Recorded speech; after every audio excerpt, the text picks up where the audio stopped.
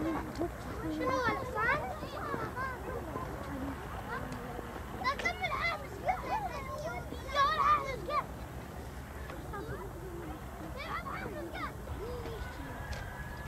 انا شفتها ماما انا ايش البعيده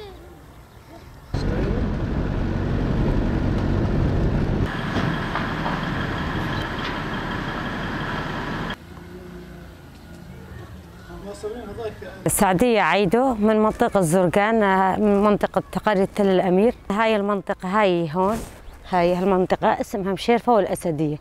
نحن هون أهل المنطقة مسمينها غزة، يعني لا ما يختلف يعني القصف التركي عن الإسرائيل، لأنه شلون هالقرية يعني تدمرت كل يوم كل يوم كل يوم بشكل يومي، يكون بالليل يا يكون الصبح القصف عليها. ونحن هون بصراحة إجا ضرب على المنطقة كلياتها، على الغازية، على منطقة الزرقان عامة. يعني نجي الصبح نكون يعني ببيوتنا الصبح وبالليل نهرب من الخوف، لأنه حتى هالأطفال يعني أحس حالنا شردنا، ويعني وضعنا بهالفترة هاي من فترة تقريبا أكيد من شي شهر، يعني لا نرتاح لا بالنوم لا بعملنا بوضع منطقتنا، يعني قصف يومي يومي، قصف مو طبيعي. يعني حتى الأطفال صارت يعني يعرفوا يصير الدنيا مغرب يحطوا أغراضهم بشنطاية، يناموا برات يعني بيكون بأراضي أو برا أو بالمشاريع أو بأي مكان، مشان الصبح يرجعوا على بيوتهم. وعم يستهدفوا المدنيين اللي لا فيهم لا بإيديهم سلاح، لا يقدروا يدافعوا عن حالهم. يعني هلا يمكن اللي بإيدهم سلاح يستهدفوهم، بس هالناس المساكين اللي ما عندهم شيء، يعني بصراحة أكثر شيء المدنيين عم يتضرروا.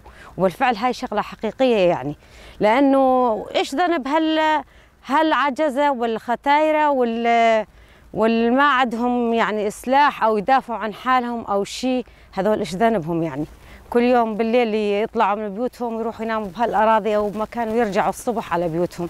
يعني بصراحة حرام، يعني تعبنا من هالوضع هذا. هالمنطقة هاي زلمة معاق ضاربين بيته، يعني هالزلمه صاير يزحف يعني شي شوي طالع من البيت، يمكن جيرانه او شي جايين ساحبينه وطالعين، والزلمه معاق بنفس البيت ومدمرين بيته تدمير. الاراضي الزراعيه مثل ما قلت يعني يستهدفوا الغازيات، يستهدفوا البيوت. يعني مو انه يعني شيء مو طبيعي، يعني ما صار يختلف عن الاحتلال التركي واسرائيل اي شيء، يعني نفس الشيء صار. نحن نفس فلسطين، وخاصة منطقتنا هون. نحن هلا هالمناطق كلها مسمينها غزة وفلسطين، يعني عم يستهدفوا خصنص يعني الأراضي والبيوت. كل الشعب بدها الحرية، بدها الأمان، بدها تروح على عملها وترجع يعني بنظام. يعني في ظلم بهالموضوع، يعني ظلم كبير إنه يعني يستهدفوا هالعالم اللي ما عندهم شيء. يعني نحن لازم بدنا حل سلمي، يكون انه نكون مرتاحين، انه نكون يعني اطفالنا، نحن المرأة بشكل عام يعني صرنا نخاف من على الاطفال، على عوام شلون بمصيرنا. يعني بدنا يكون حل سلمي لهالوضع هذا. المواقع اللي تنضرب يعني خاصة مثل ما يعني انت قلتي، الغازيات، الاراضي، المدارس. يعني هلا شو ذنب هالاطفال اللي ما عم يروحوا على المدرسة، يفرحوا بشغلة اسبوع زمان يروحوا على المدرسة، يصير قصف من الاحتلال التركي. هالاطفال شو ذنبهم؟ يرجعوا يعني بدهم يدرسوا، ما عم نقدر نحاول يعني ندرس اولادنا. يعني حتى اولادنا بدهم الحريه، بدهم يروحوا يدرسوا، بدهم يروحوا يرجعوا على بيوتهم بامان. هالشيء هذا ما في عندنا بنوب. يعني بصراحه وضع صعب.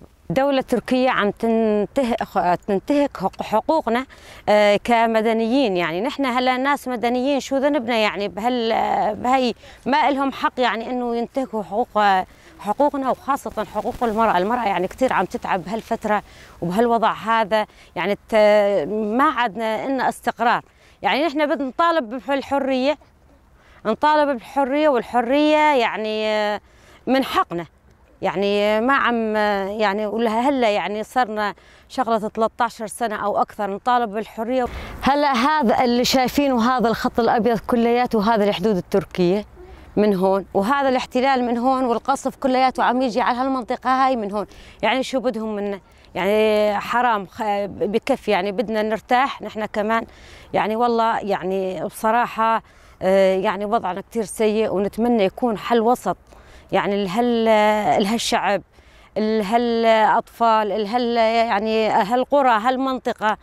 نحن يعني بدنا الحريه، ونحن يعني كمدنيين يعني مثل ما شوفوا منطقه كثير قريبه، نحن يعني كمان بدنا شو بدهم منا. نحن هالارض هاي عشنا فيها وربينا فيها، وما راح نطلع من هالاراضي، وراح نظل مقاومين بهالهاي. هم شو بدهم يعني؟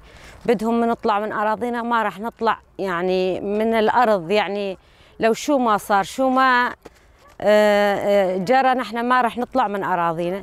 وعم يقصفوا هي، بس نحن يعني نقاوم وما بدنا نطلع من اراضينا، لانه هاي منطقتنا. بدنا يعني اهم شيء يكون حل يعني وسط، مشان اكثر شيء انه المراه عم تتضرر هي واولادها بهالمنطقه. يعني بدنا حل سلمي، انه نخلص من هالقصف وهالحياه اللي حسها كابوس. ونحن كنساء هون اكثر شيء متضررين بالمنطقه. نحن كنساء يعني احنا حياتنا دائما بخطر. يعني بدنا حل لهالشيء.